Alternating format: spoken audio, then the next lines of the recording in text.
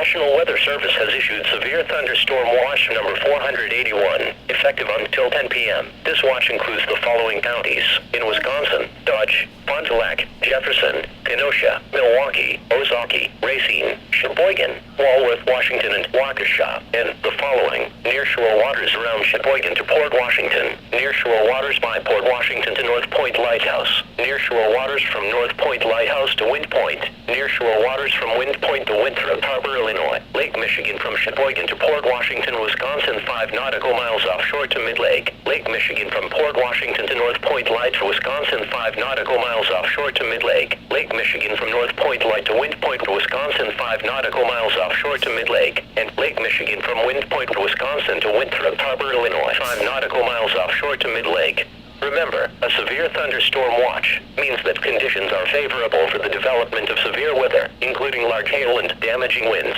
and close to the watch area. While severe weather may not be imminent, persons should remain alert for rapidly changing weather conditions and listen for later statements and possible warnings.